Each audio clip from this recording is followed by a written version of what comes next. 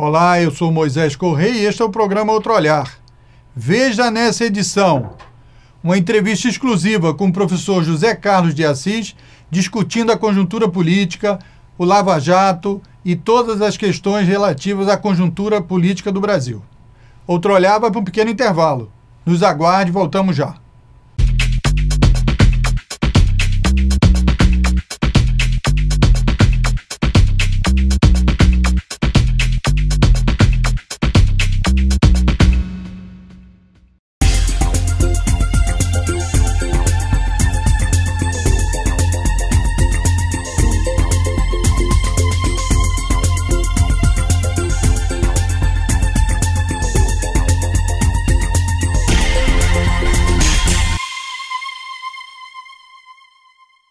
Eu estou aqui para falar sobre algo muito grave. Há no Congresso Nacional um projeto de lei que pretende regulamentar a terceirização do trabalho no Brasil. A terceirização acontece quando o trabalho de alguém é vendido por um intermediário que lucra com isso. O resultado é prejudicial para todos, pois os trabalhadores perdem direitos e garantias conquistados com anos de lutas. Você sabia que as maiores vítimas de acidentes de trabalho no Brasil são os trabalhadores terceirizados? Além disso, a terceirização existe para que a produção fique mais barata, o que pode acobertar o trabalho escravo. Há algo errado quando uma grande marca ou uma empresa rural resolve terceirizar suas atividades. Pense bem, não se engane. Atrás do discurso de modernização da indústria e do campo estão as piores formas de exploração do trabalho humano. A prática da terceirização pode estar associada a uma realidade muito mais sombria do que parece. Um produto na prateleira pode esconder uma triste realidade de exploração de um trabalhador. É este o Brasil que você quer para as futuras gerações? Eu digo não para a terceirização. Eu digo não para a terceirização. E você?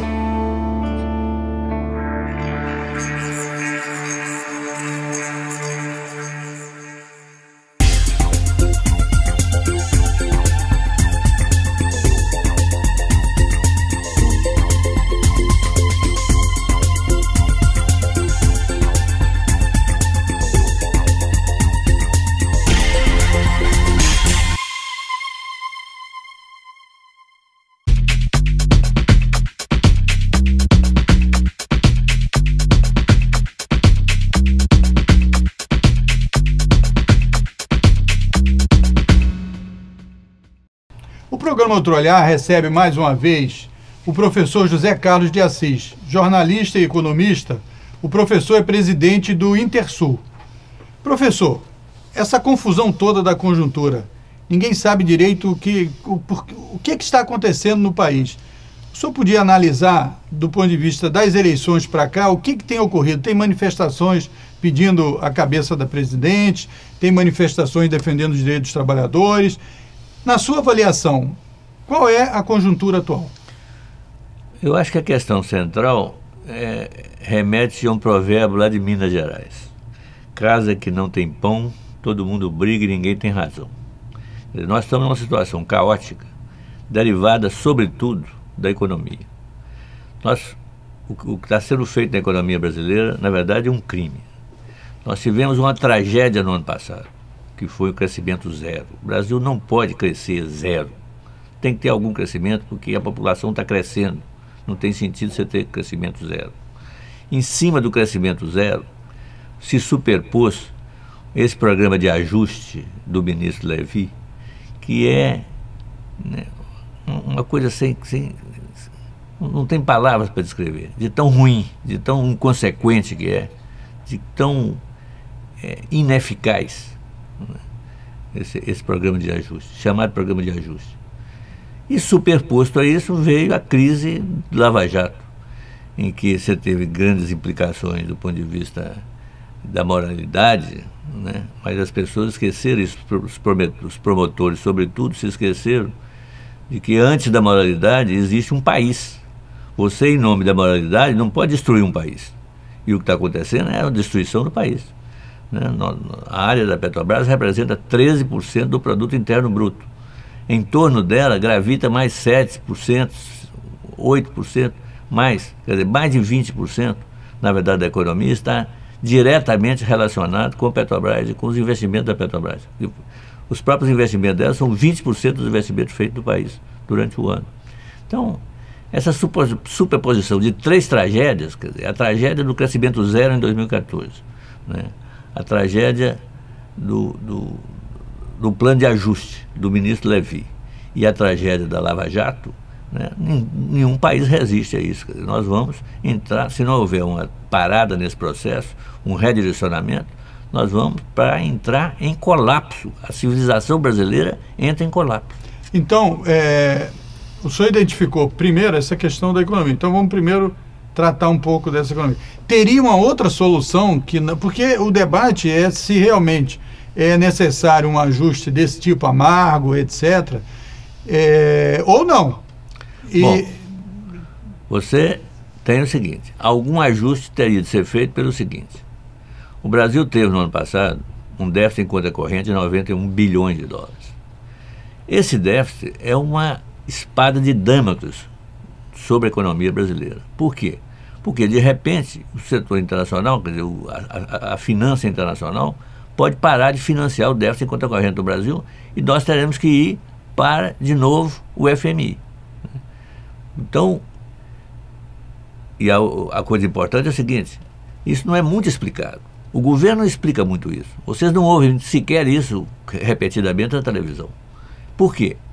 Porque se dá a desculpa, né, de que esse déficit e não... Quer dizer, a desculpa é que para aumentar o déficit, para aumentar a taxa de juros, você tem que atacar o déficit em conta corrente. Você aumenta a taxa de juros, traz recursos do exterior para reduzir o déficit em conta corrente. E dizem, para justificar, que você está aumentando a taxa de juros para reduzir a inflação, ou não deixar a inflação crescer. Isso é absolutamente falso. A razão real é o déficit em conta corrente. O déficit em conta corrente é que leva o país direto à perda de soberania. Então, para o pessoal entender aí, o déficit de conta corrente quer dizer, nós estamos comprando mais do que vendendo? Do que vendendo. Então, quando a gente compra, a gente tem que pagar em dólar, quando a gente vende, a gente recebe dólar. Em dólar. E essa diferença está... Como é que a gente vai fazer dólar, essa então? diferença, você tem que fazer dólar para cobrir essa diferença, no ano passado foi de 91 bilhões, crescente. Quer dizer. Então, normalmente, como é que se justifica isso? Diz, olha, não se preocupem, porque nós temos quase 400 bilhões de dólares em reservas. É verdade que temos reservas altas, mas essas reservas, boa parte delas é capital especulativo. Ela pode sumir uma hora para outra da economia brasileira. Se você não tiver uma taxa de juros muito alta para atrair, né, você não consegue fechar a conta. Né? Por isso que você faz taxa de juros elevada. Né? E por isso que você tem que fazer superávit primário. Agora, por quê? Superávit primário é para, né, as agências de risco internacional olham lá, viu o superávit primário, o país está fazendo um superávit primário grande, ótimo. Já está garantido os bancos para receber o dinheiro.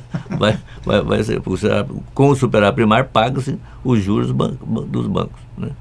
Então essas duas políticas, a política monetária e a política fiscal, elas não correspondem a interesse real de crescimento da economia brasileira. Quer dizer, em geral, essas políticas a gente chama de políticas anticíclicas. Quando a economia vai mal, você tem que expandir o gasto público. Quando a economia vai bem, você tem que reduzir o déficit público. Isso é chamado de política anticíclica keynesiana. Nós não podemos fazer porque nós não temos soberania sobre essa política. E o que tira a nossa soberania sobre essa política é exatamente o déficit em conta corrente. Por trás disso, quer dizer, todos os especialistas veem e sabem que é isso. Né? A televisão não fala, porque a televisão escamoteia. A televisão chega e diz. Só aqui na TV comunitária. Né? Exatamente. A televisão comercial, né? A Globo, a SBT e etc. Dizer, não, se não elevar a taxa de juros, vai estourar a inflação. A inflação não é um problema no Brasil. Nós estamos, para um país com as características brasileiras, um país em desenvolvimento, né? E para um país que está parcialmente indexado, ou seja, você passa a inflação passada para frente, sobretudo através dos serviços públicos, quando você faz isso, quando você tem essa situação, inflação de 6% não é 6,5%, então não é nenhum problema. Não é grave, quer dizer, não é uma coisa tão grave, mas se você vir na TV Globo, ele vai dizer o seguinte: passou de 5,01% para 5,02%. A inflação está crescendo. Ele faz uns gráficos bem estranhos. Exatamente, perdeu o controle. O gráfico você faz de qualquer jeito. Né? Ele é impressionista. Então, essa que é a mecânica do processo de comunicação. Né? Agora, professor, por que... Quer dizer, a política que o governo vem fazendo, os governos, né, quer dizer, seja do Lula, seja da Dilma, vem fazendo desde 2003, quando assumiram, são políticas que não são keynesianas, né, não é verdade? E por que agora a coisa se agravou?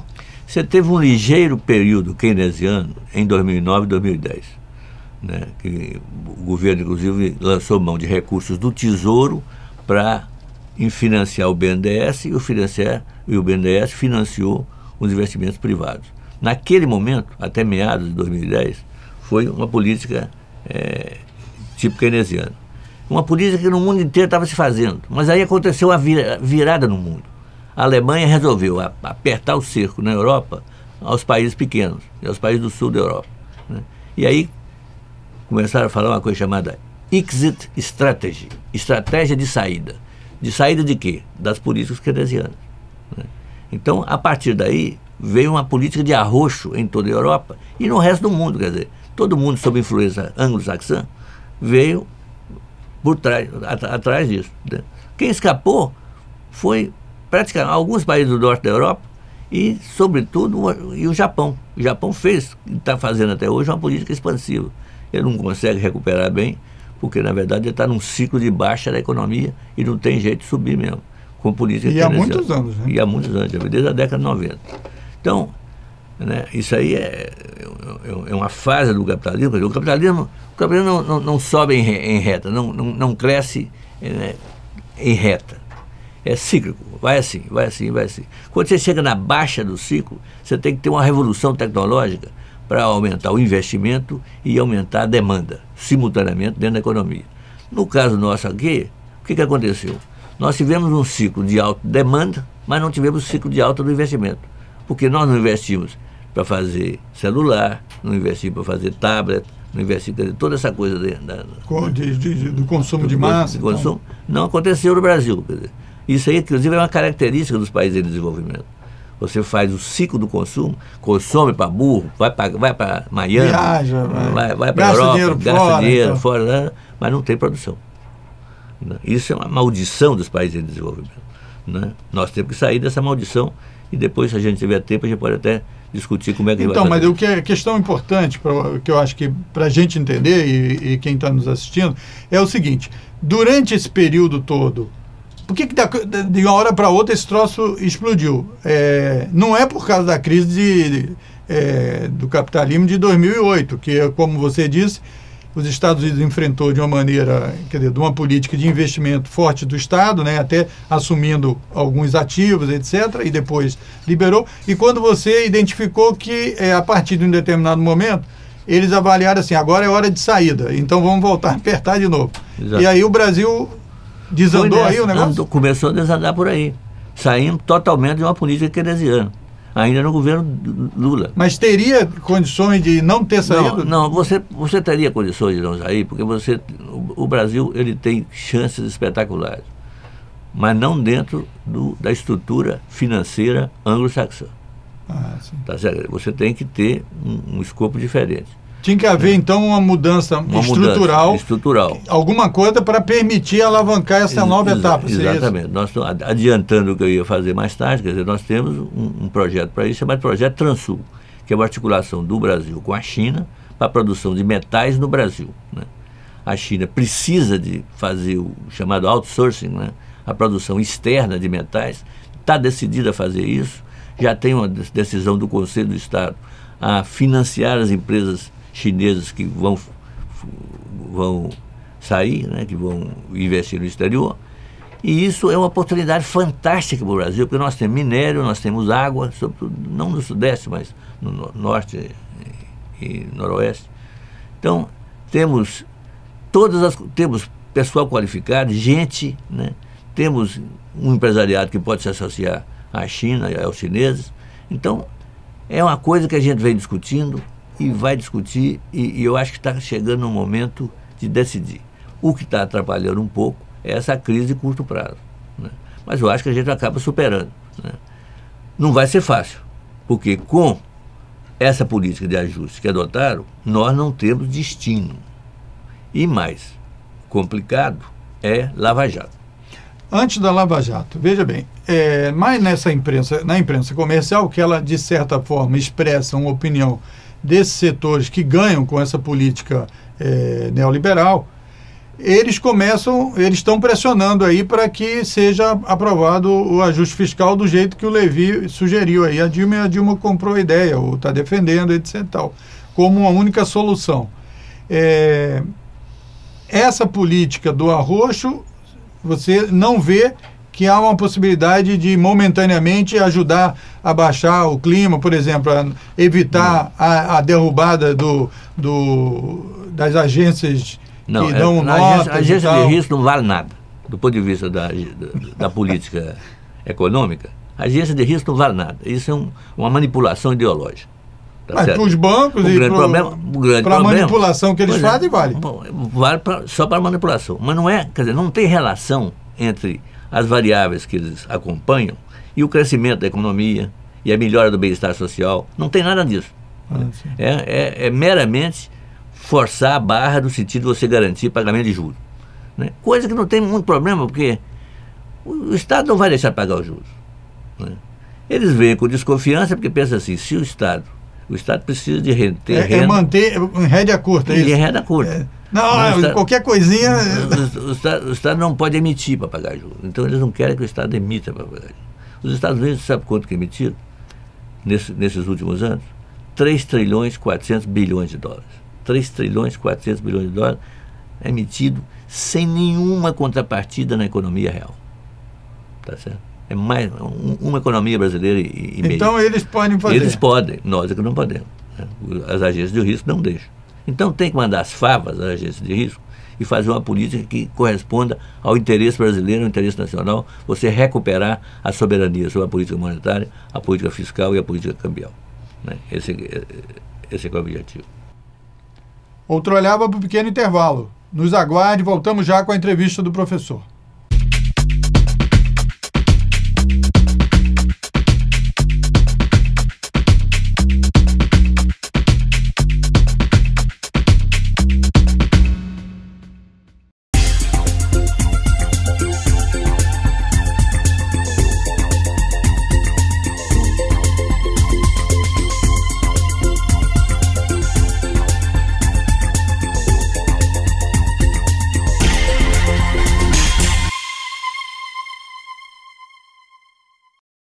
Olá. E eu estou aqui para falar sobre algo muito grave.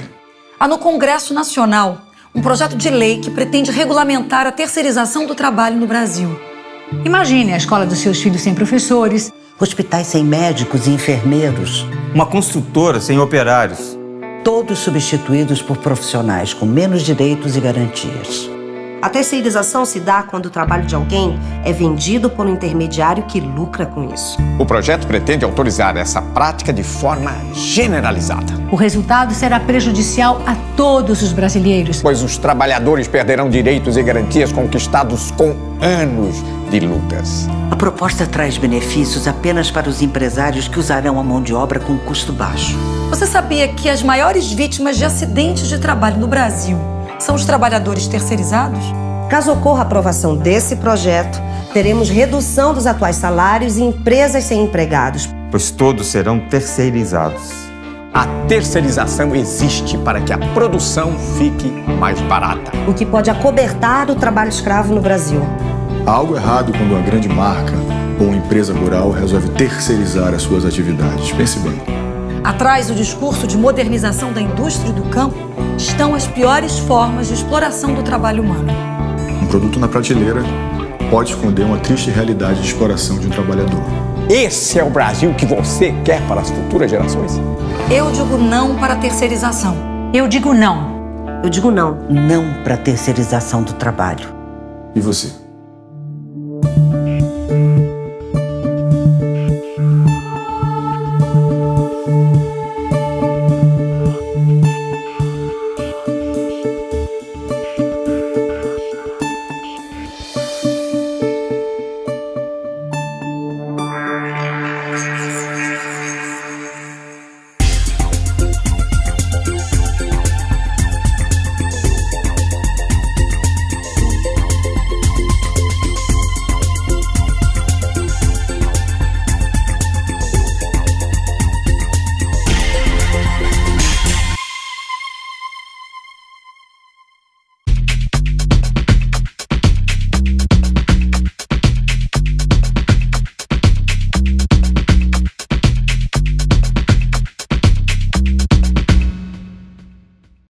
Então, quer dizer, nesse campo aí que nós já conversamos, da economia, você, na situação atual, você não vê muita eu acho solução ou melhora a curto prazo se mantido esse pacote que está sendo discutido no Congresso. Eu acho o seguinte, um pacote de ajuste, algum ajuste você teria que fazer, porque a curto prazo você não tem como fazer, você não tem como pagar o déficit de conta corrente e você não quer perder muitas reservas.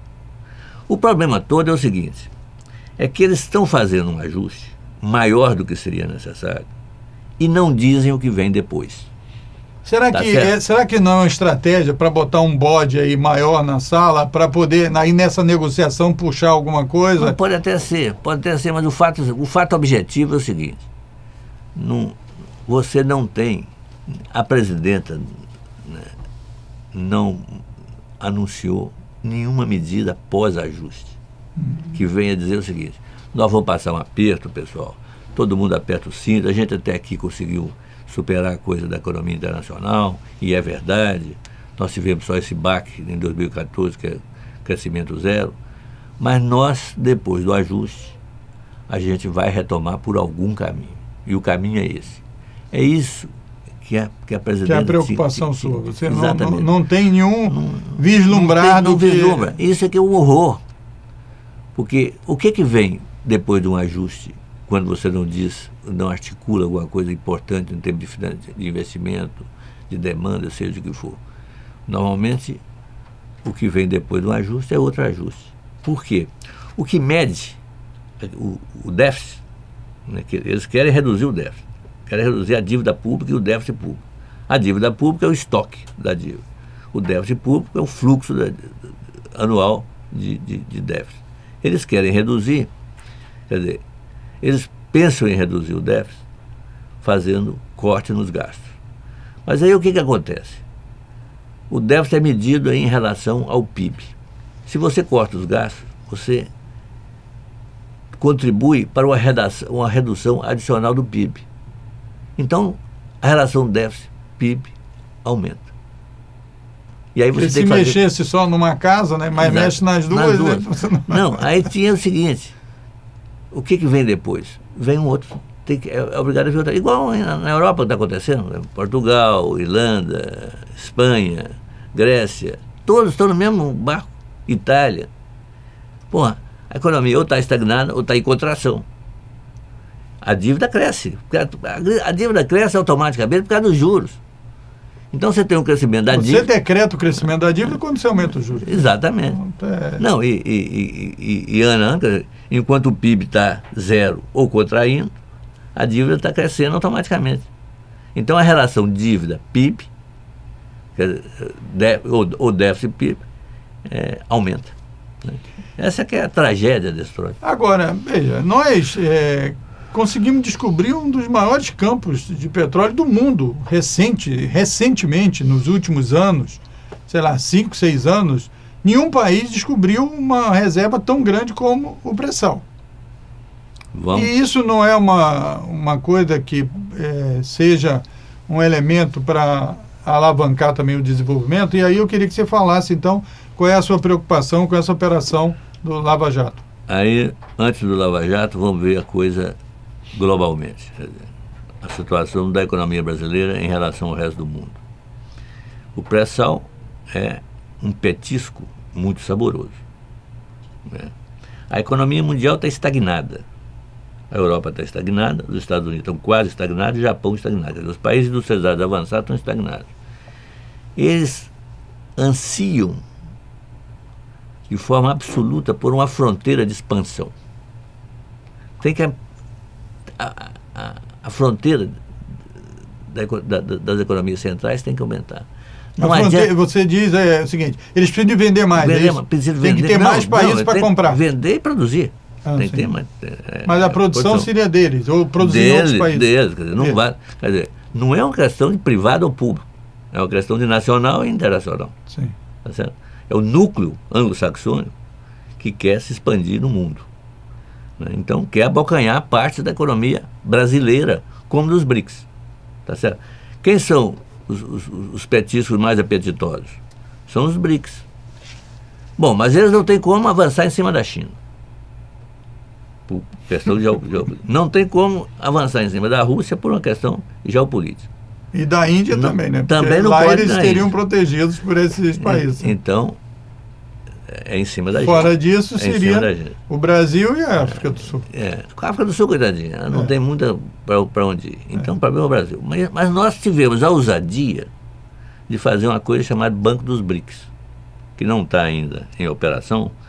Eu acredito que por sabotagem aqui dentro do Brasil mesmo, talvez uma parte do Itamaraty, talvez uma parte do Ministério da Fazenda, porque esse Banco dos BRICS já era para ter saído há muito tempo. E esse Banco dos BRICS incomoda muitíssimo os Estados Unidos, por duas razões. Por razão geoeconômica, que é que você dá uma saída econômica, e por razão geopolítica, pelo seguinte: quem é o inimigo estratégico americano hoje? É a Rússia. Por quê? Porque é uma potência nuclear de primeira linha. O que propõe a estratégia neoconservadora americana?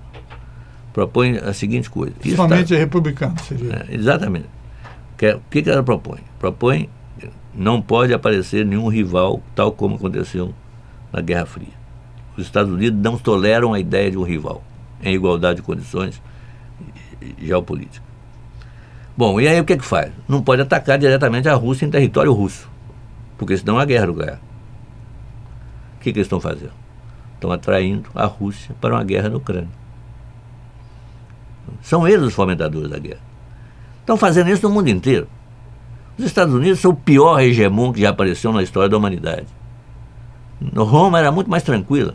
E eles fomentam as crises. Eles fomentam as crises, quer dizer, destruíram a Líbia, destruíram parcialmente o Egito, destruíram o Iêmen, o Iraque, Afeganistão. E depois descobriram que não era nada, que não tinha arma de destruição em massa. Mas aí já matamos todo mundo, já destruímos. Agora temos que reconstruir, então, né? A gente está rindo, mas isso é uma tragédia, né? Porque eles têm poder, um perigo. O poder na mão de americano, neoconservador, é um perigo para a humanidade. Porque esses caras podem fazer uma guerra mundial. São loucos. E é esses caras que estão fomentando a instabilidade interna brasileira associado às forças locais americanófilas. Então, se você vir na nossa campanha eleitoral, a última campanha eleitoral, você vai ver o seguinte: várias entrevistas de Armindo Fraga que eu li, dizendo o seguinte: vamos aproximar mais dos Estados Unidos, ou vamos nos aproximar mais da Europa. E o BRICS, perguntaram a ele: o que você acha do BRICS? Ah, não, isso tem que fazer conta. Então, por trás de toda essa situação, tem essa questão geopolítica mundial. Né? Às vezes as pessoas têm a coisa da teoria da conspiração, mas esquecem o seguinte: estrategista dentro do Departamento de Estado e dentro do Pentágono é uma carreira. Você faz uma carreira para isso. Então você fica o dia inteiro pensando. Né? Para usar uma expressão chula, está pensando em sacanagem o dia todo. Então, formulando linhas estratégicas de ação, né? E tem que aparecer. Eu lembro do Kennedy dizendo na crise de mísseis da década de 60, com Cuba e a Rússia e a União Soviética, o Kennedy, depois de passado tudo, sentado lá na escadaria de um teatro em Nova York, conversando com o Galbraith. Eu quero dizer o seguinte, o pior é aqueles que vêm, em tradução, nos querem incitar como machões. São os machões. Esse é que é um perigo. O cara chega, não, presidente, avança, não, presidente, lança bomba, não, presidente, é guerra. É a periferia, a assessoria. Porque isso tem a ver com o lobby das próprias empresas armamentistas e tal. Tem a ver com o cara é mal formado de caráter, tem a ver com a própria personalidade dele. Porque quer aparecer, quer ser importante. Como é que eu vou ser importante? Estimulando a guerra. Essa que é a questão que você coloca. Agora, indiscutivelmente, você tem aqui, como aconteceu na Ucrânia, como aconteceu na Líbia, como aconteceu no Egito, você tem na Argentina, na Venezuela, tem instigação americana o tempo todo. Esses garotos aí que foram para o dia 15, é tudo instigado pelos Estados Unidos. Não tem dúvida nenhuma disso. Não precisa. É o mesmo padrão que foi usado lá fora. Eu estava lendo na Foreign Affairs, que é uma revista americana, né? Uma revista do establishment americano, absolutamente suspeita, como é que foi montada a operação na Ucrânia. O título do artigo é o seguinte: a crise na Ucrânia é nossa culpa. É o título da Foreign Affairs. Então, as pessoas que não dão bola para isso aqui, ou são desinformadas, ou são malandras. Não querem ver. Esse assunto não vamos entrar nesse assunto não, porque a gente vai... Não querem ver. Então, agora, professor, então, pelo que o senhor acaba de nos dizer, do ponto de vista geopolítico, internacional, geoeconômico, etc., os BRICS são um interesse norte-americano de querer destruí-los ou enfraquecê-los. E isso entra o Brasil, seja pelo banco que está surgindo aí dos BRICS, seja por essa riqueza que até novas descobertas, o petróleo continua sendo um dos principais instrumentos da economia, que é a questão da energia, etc., tal, que ainda não tem um substituto economicamente viável e tal, e as mudanças que teria. Então, o pré-sal também estaria, e essa mudança da partilha, como é que... A coisa do pré-sal tem importância, sim, mas eu quero te dizer o seguinte, ao contrário do que pensam os nossos petroleiros, nesse jogo internacional, o petróleo, o pré-sal tem menos importância do que a questão financeira. Por quê? Porque o petróleo acaba onde o cara paga mais. Tá certo? Você vai fazer aqui, vai fazer... Quer dizer, não é uma coisa estratégica. Você não vai ficar com escassez estratégica, escassez de petróleo, se você tiver dinheiro para pagar. E aí, se é explorado pela Petrobras ou por um estrangeiro, é mais a mesma coisa. É claro que você tem a coisa do fundo de educação, isso é importantíssimo, né? Mas não é isso que move os americanos. O que move os americanos é a questão financeira. Você tem o seguinte: o Banco dos BRICS é a primeira cunha introduzida na arquitetura financeira internacional desde a Segunda Guerra. Desde a Segunda Guerra. Essa é a questão. E aí desmancha o poderio americano, o poderio financeiro americano. Você pensa, isso que eu disse há pouco, né? Numa situação em que o Banco dos BRICS e o Fundo de Estabilização dos BRICS esteja constituído, os americanos não poderiam jogar no mercado 13,4 trilhões de dólares através do Banco Central americano. Não poderiam fazer. Não teriam como fazer isso. Não teria. Agora, só para finalizar essa parte, mas a política de preços do mercado de venda de petróleo, o que está acontecendo para ter reduzido tanto o preço do petróleo? Isso é alguma jogada da Arábia Saudita com os Estados Unidos? Não, os Estados Unidos tem uma questão, a política americana é contraditória. Porque, embora o objetivo estratégico americano seja abrir espaço para a empresa americana, isso está em todos os textos. Esse é o objetivo estratégico do Estado americano. Os diplomatas são todos para esse objetivo? Todos são. Embora aconteça isso, do ponto de vista operativo da política, prevalece a geopolítica. Tá certo? Eles passam por cima do interesse comercial e econômico. Por isso é que dá essas coisas. Mas quem trabalhou muito bem as contradições do mundo capitalista foi Karl Marx. Isso são contradições reais, quer dizer, não é coisa da retórica. É uma contradição mesmo. De vez em quando ele faz uma besteira. Ó, você não precisava destruir a Líbia. Por que destruir a Líbia? Ah, não. Tem que destruir. Porque é um objetivo... É também um exemplo para o outro, exatamente, né? Não, é claro. E aí é uma coisa que se dá no mundo da geopolítica, não é no mundo dos negócios. No mundo do negócio é o objetivo estratégico mais fundamental. Por exemplo, mas nessa questão aí, o preço do petróleo ter sido reduzido, isso prejudicou muito, por exemplo, a Venezuela, que depende muito isso que eu ia do dizer. petróleo. Então, isso também um subproduto, sei lá, dessa política. Claro, a preliminar que eu estava fazendo justamente para dizer isso, quer dizer, está acontecendo uma coisa extremamente contraditória nos Estados Unidos, porque eles estimularam o gás e o óleo de xisto, estimular para a burra a um custo ambiental altíssimo. Começaram a aumentar a produção. E de repente, quer dizer, e é uma produção cara, relativamente.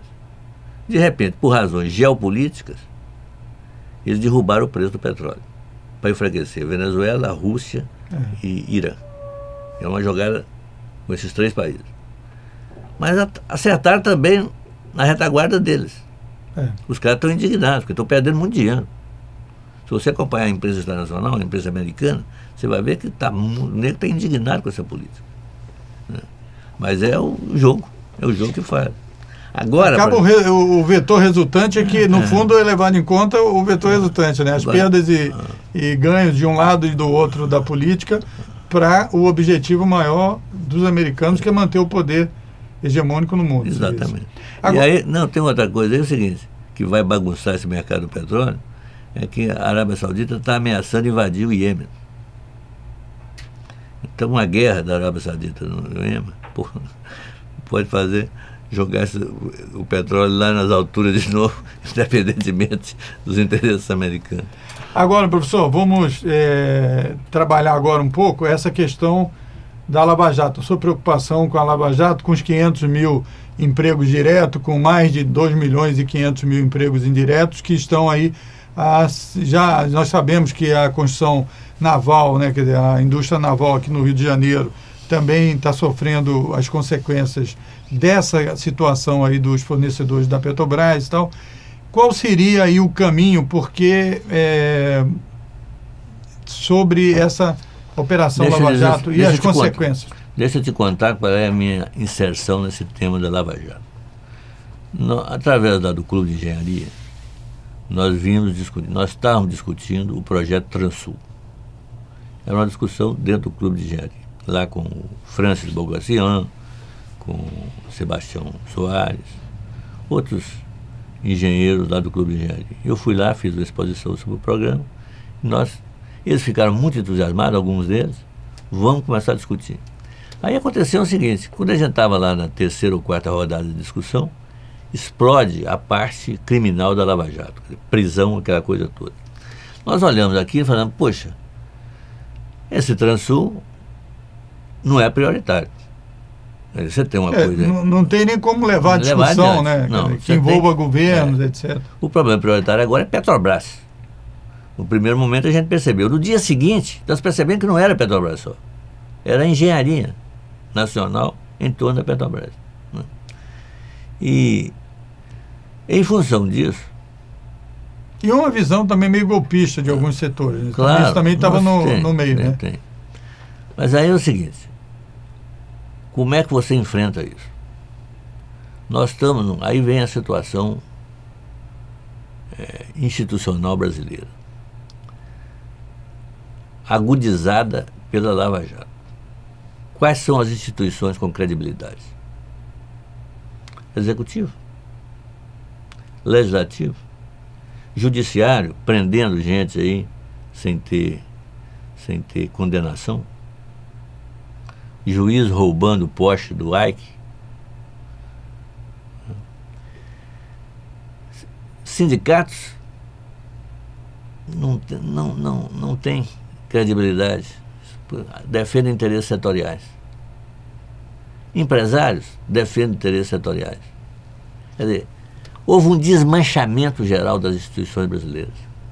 No momento, ficando mais agudo com a questão das prisões e das delações premiadas e essas coisas que nem o público não entende direito. Quer dizer, o que é isso, delação premiada, você premia a delação? Quer dizer, você prende o cara, põe o cara no presídio e não tem ainda nem a formalização da investigação. Exatamente, é uma loucura, né? Quer dizer, portanto, também a instituição do da promotoria pública, né, esgarçada. O que eu imaginei fazer? Vamos fazer uma instituição. Bom, o povo está aí. Esse povo está cansado de tudo isso que está aí. Tudo que está aí. Vamos fazer. Lançamos. E que instituição? Alguém disse, vamos fazer uma frente. Eu fui contra. Falei, frente é confronto. Nós temos que ter uma instituição que junte pessoas. Como no casamento, é uma aliança. É uma aliança. Usar aliança. Exatamente. Aliança pelo Brasil. Aí lançamos a Aliança pelo Brasil. Já estamos coletando assinaturas, né, para a aliança em todo o Brasil. Você que está aí, faça favor de comparecer com a sua assinatura para a Aliança pelo Brasil. Mas, bom, isso não adianta também. Você vai fazer uma aliança e daí? O que você está propondo? Aí, mas a aliança de quem? Aliança popular. Da cidadania. Da cidadania. Nós temos um conselho. Porque também uma coisa sem nenhuma organização também não dá muito certo, não, né? A história, você claro, tem experiência. Claro. Porque você falou, há um desgaste do executivo, há um desgaste do legislativo, há um desgaste do judiciário e tal. Se não tiver instituição nenhuma, vamos para onde, né? Claro. Então precisaria de canalizar essa que é a preocupação. Exatamente. De criar a aliança. Exatamente. Mas aí você tem que fazer o seguinte, o que essa aliança vai representar e o que ela vai canalizar? Para quem? Aí é o seguinte, vamos fazer propostas, algumas propostas, em relação à crise que está aí mais profunda. Então, atacar. A questão do ano passado não adianta, a crise econômica do ano passado já era, 2014. Nós temos na frente as consequências da Lava Jato e o ajuste do Levy. Então trabalhamos isso. Eu preparei algumas análises, né? E na questão mais imediata, que é a Petrobras, quer dizer, não deixar a Petrobras começar a cortar investimento, não deixar a Petrobras deixar de pagar, ela precisa de recurso. Qual é a forma de ter recurso? Pelo Tesouro. Então o Tesouro repassa o BNDES e o BNDES repassa a Petrobras. E a Petrobras repassa as empresas que estão em torno dela. E que estão trabalhando, executando serviço. Não é e você tem que fazer uma gestão junto aos juízes, o juiz Moro, para o seguinte, não pode declarar inidôneas as empresas que estão envolvidas. Porque a empresa é um instrumento de organização social. Empresa não faz crime, quer dizer, empresa é um instrumento, uma faca é um instrumento. É igual no sindicato, você tem um dirigente pelego, ou sei lá o que destrua, que se beneficia e tal, você destrói o sindicato, aí a categoria não tem instrumento. É claro. Certo. Não, você tem uma faca é um instrumento. Você pode cortar banana com ela, pode cortar abacaxi, ou então pode matar uma pessoa. A faca é condene a faca. A faca. Quer dizer, isso é um absurdo, né? Preparamos umas análises sobre isso para a gente levar à frente, né? Através da aliança, na medida que a gente consiga formalizar essa aliança. Aí fizemos propostas no campo civil, que é essa de você reconstituir a capacidade de pagamento da Petrobras e das empreiteiras, isso em primeiro lugar. E aí descobrimos uma coisa que é o seguinte, qual é o risco que está correndo a economia? É que as empresas falem, falência das empresas. Qual é a alternativa? Que o Congresso Nacional interfira e exproprie as empresas, por exemplo. mas dá para quem gerir. E o Congresso Nacional vai solucionar alguma coisa nesse jogo que está aí? Todo... Não vai. Está meio melado. Né? Tem um outro caminho, que é o caminho da recuperação judicial. Aí tem um problema. Você jurídico, não faz... Né? É um problema, tem um problema jurídico, quer dizer, que recuperação judicial é o dono que pede. Não é o juiz que decreta. O dono tem que pedir. Bom, aí o que são os donos? Em que situação que estão? O cara está humilhado, degradado perante a família, né? A autoestima lá embaixo. Muitos presos? Muitos presos.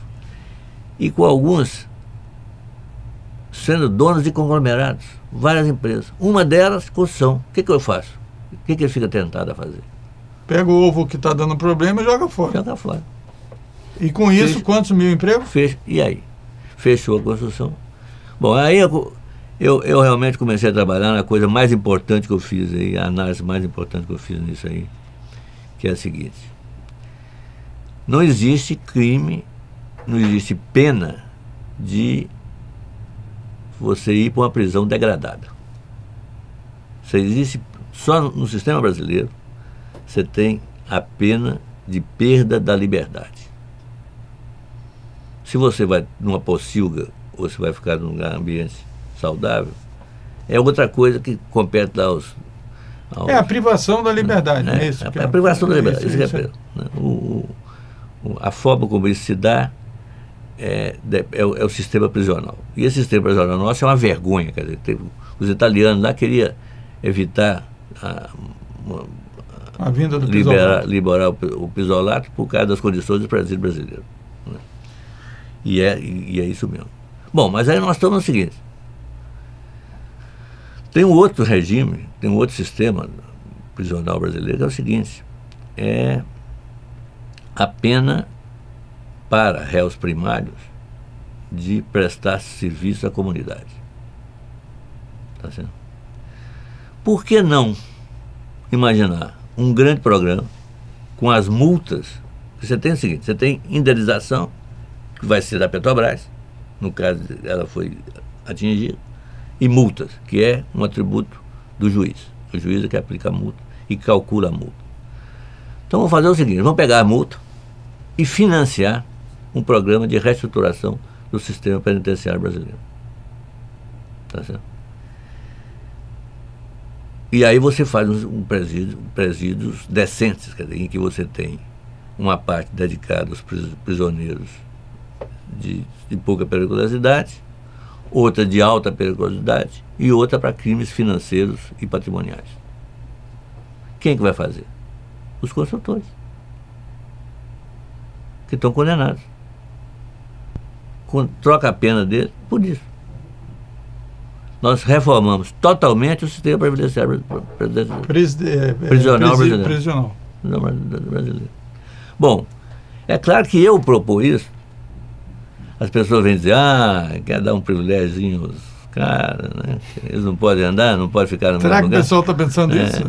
O problema todo é o seguinte: não é que você está dando um privilégio a alguns, é que você está dando privilégio a todos, porque melhora as condições prisionais para todo mundo, inclusive e eles vão, se eles forem condenados, porque eu não acredito que boa parte deles não vai ser, até porque duvido que em alguma parte tenha crime.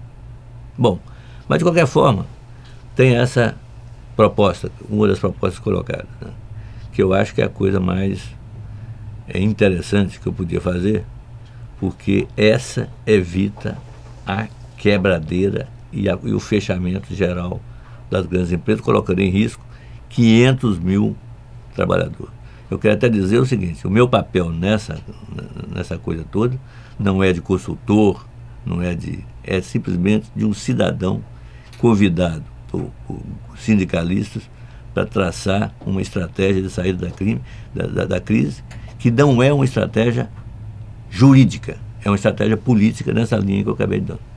Então, mas aí uma preocupação de que a condenação, quer dizer, que os culpados sejam condenados, ninguém está discutindo aqui, o cara fez mal feito, se a justiça provar e tal, o cara é condenado. Agora, o que não pode condenar é a pessoa jurídica, que é a pessoa jurídica que assina a carteira dos trabalhadores e tal, e aquele acúmulo de conhecimento, porque também os engenheiros, a tecnologia dominada pelas empresas não pode ser condenada, porque eles não fizeram corrupção nenhuma e tal. Esse conhecimento acumulado nesses centros que são as empresas e tal. Isso teria que ser preservado, porque são empresas que construíram quase boa parte do Brasil recente, foi construído por essas empresas. Não, e tem outra coisa importantíssima nisso, é o seguinte: há muito tempo que as empresas internacionais querem entrar no Brasil. Quer dizer, aquilo que eu falei da expansão, a fronteira de expansão delas, uma das principais fronteiras de expansão é o mercado de construção brasileiro.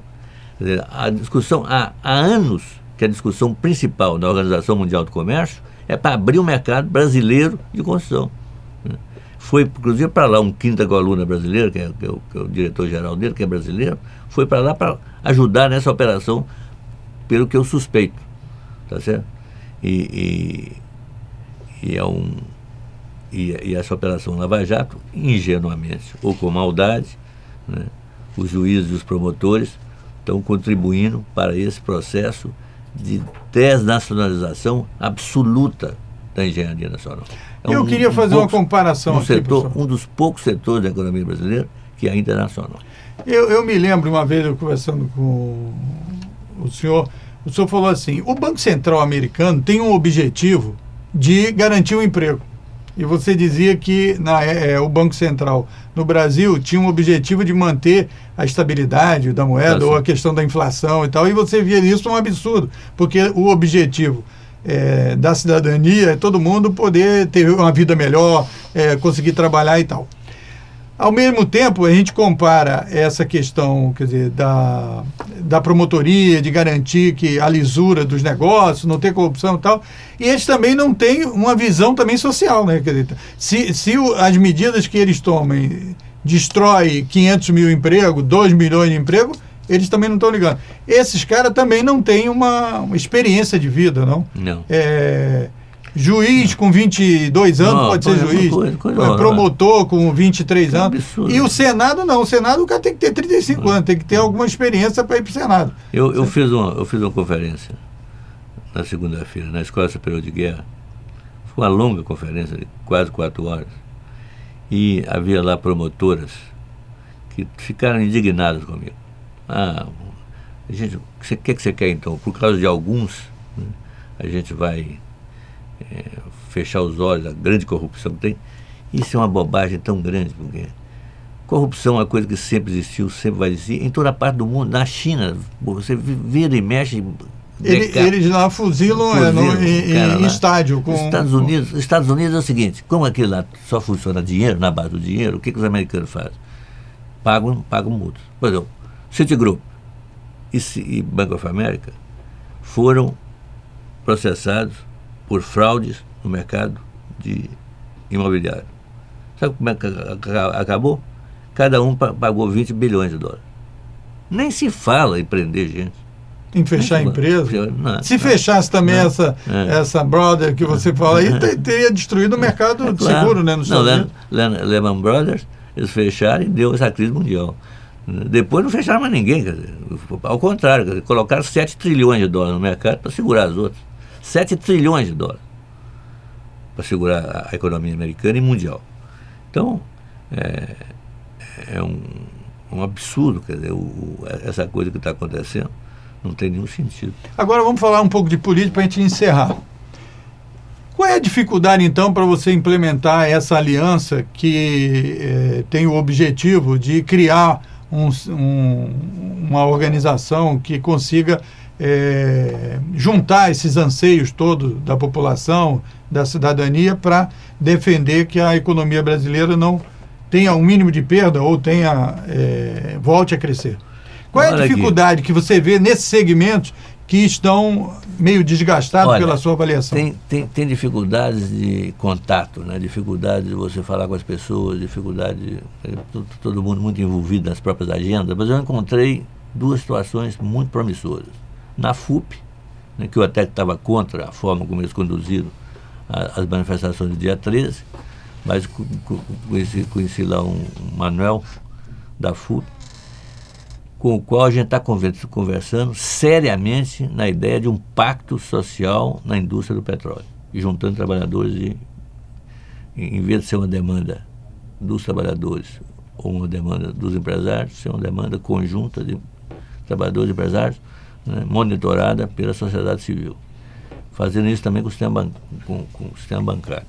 Isso. Agora, eu quero te dizer o seguinte, pessoalmente eu tenho muita dificuldade, porque eu sou um assalariado. Eu estou em ir para Brasília amanhã para tratar dessa questão da prisão.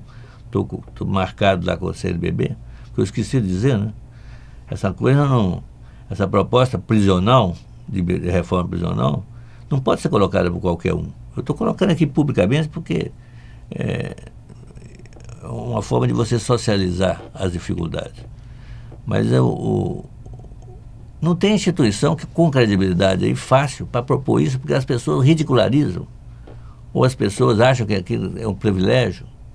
Então estou pedi uma audiência ao secretário-geral da CNBB para apresentar a proposta e ver se a CNBB... Agora, a CNBB cuida da coisa dos presídios. Tem a pastoral dos presídios. Exatamente. Para ela apresentar por lá.